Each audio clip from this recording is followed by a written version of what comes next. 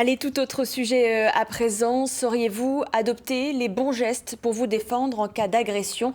Depuis 2 ans, les cours de self-défense se multiplient à Strasbourg et rencontrent un franc succès. Parmi les participants, une majorité de femmes. Certaines ont été victimes d'agressions, d'autres veulent simplement se rassurer. Regardez le reportage de Sophie Mercier et Christian Lemel. Les gestes sont vifs, rapides, pour surprendre l'agresseur. Dans ce cours, on adopte l'évolutive self-défense, une technique inspirée du Krav Maga qui peut impressionner. Alors on est obligé de s'entraîner un peu à la dure parce que dehors, lors de l'agression, on va être complètement tétanisé, on va être sous le stress. Et là, c'est pas bon du tout. C'est pour ça qu'on s'entraîne un peu à la dure. Tenir sa garde, se dégager, trouver une issue, des techniques de base pour se sortir de toutes les situations. Donne-moi ton portefeuille, donne.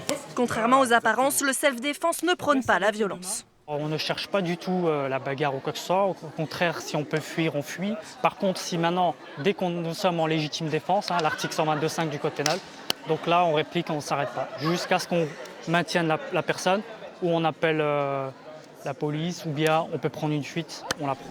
Pour ces femmes, c'est aussi l'occasion de partager leur expérience. Qu'est-ce qu'on fait j'ai vraiment senti qu'il me suivait. Insultes, sifflements. En France, le harcèlement de rue concerne 86% des femmes selon l'IFOP. Certaines ont subi des violences physiques.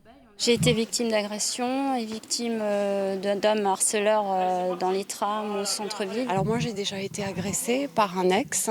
Je n'ai pas été traumatisée, mais en fait je pense que c'est pas mal d'apprendre à se défendre, au moins à se dégager de son partenaire. La majorité veulent se rassurer, prendre confiance en elles pour oser réagir au cas où.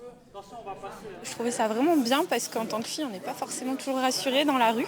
Du coup, ça permet d'avoir les premiers réflexes pour se défendre.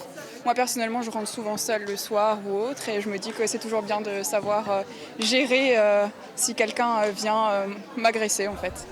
Le coach l'assure, pas besoin d'être bodybuildé, il faut juste être fin stratège. J'ai une coquille. Ok,